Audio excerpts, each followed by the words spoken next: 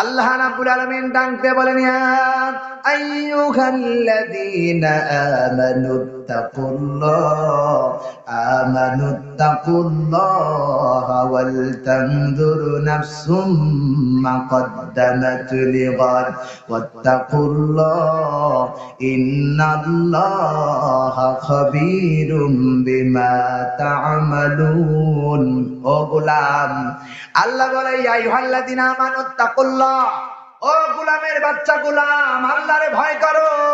আর আগামী কাল কি পাঠাচ্ছে এই ব্যাপারে চিন্তা ফিকির করছিল এখন, ঠিক না?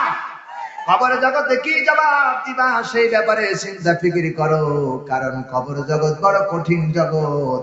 ওই কবরের জগৎ এত বড় কঠিন জগৎ, দুনিয়ায় সাহায্য পাওয়া যায়, কবরের ভিতরে কোনো সাহায্যকারী নাই। আমার ভাইরাম, ওই কবরে যখন বিশ্বনবী সাল্লাল্লাহু আলাইহি সাল্লাম যখন কবর সম্পর্কে আলোচনা করতেন, মা ফাতেমা বসে আছেন, ফাতেমাকে ডাক দিয়ে বলছে, ফাতেমা, কবর এমন জায়গা। ফাতেমা বললেন, ও নবী, সবচেয়ে বড় কঠিন জায়গা কোনটা?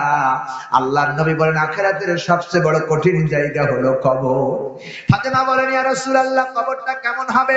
নবীজি বলেন, ফাতেমা, কোন বেঈমান যখন কবরের ভিতরে যাবে, আল্লাহর নবী হাতের ভিতরে কম করে হাত আঙ্গুলটারে ঢুকিয়ে দিয়েছে, আর ডাক দিয়ে বলে, ফাতিমা, যদি কোনো বেঈমান কবরে যায়, কবরের ডান পাশের মাটি বাম পাশে, বাম পাশের মাটি ডান পাশে চলে যাবে। এত বড় চাপ দিবে, তার হাড্ডি উড্ডি সব ভেঙে টুকরা টুকরা হয়ে যাবে। আবার ওই কবরের ভিতরে সবগুলো আবার চড় করে সুন্দর করা হবে, আবার চাপ দেবে, আবার ভেঙে টুকরা টুকরা হয়ে যাবে। ফাতিমাও কাঁদতেছে, আবার নবীও কাঁদতে, ফাতিমাও কাঁদতে। ওই কবরের ভয়ে হযরত উসমান কাঁদতে কাঁদতে তার দাড়িগুলো ভিজে গেল, জামাগুলো ভিজে গেল, চিল্লাগান ঠিক কিনা? কবরের পাশে উসমান যেতেছেন আর চোখের পানি ফেলায় কাঁদতেছেন। নবীর সাহাবীরা জিজ্ঞেস করে, ওসমান, তুমি কবর দেখে কেন এত কান্না করো, কারণটা কি?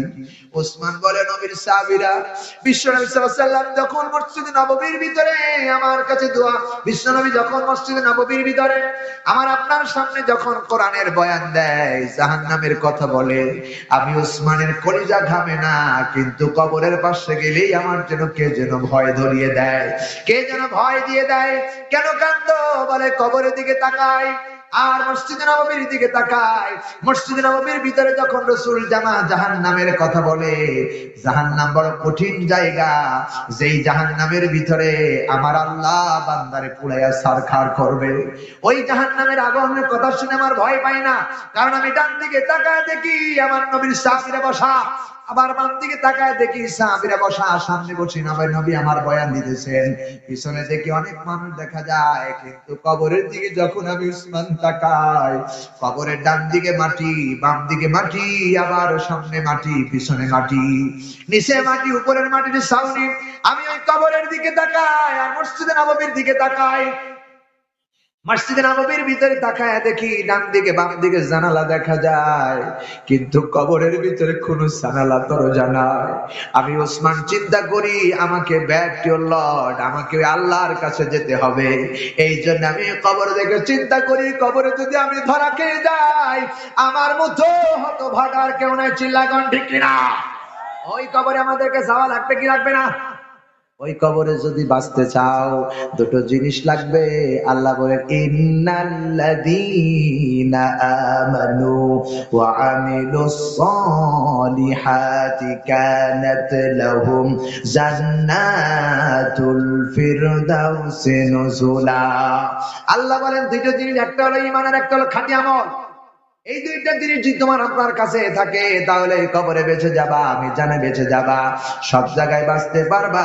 ঈমান যদি হয় খাঁটি, জান্নাতে যেতে পারবা তত তাড়াতাড়ি।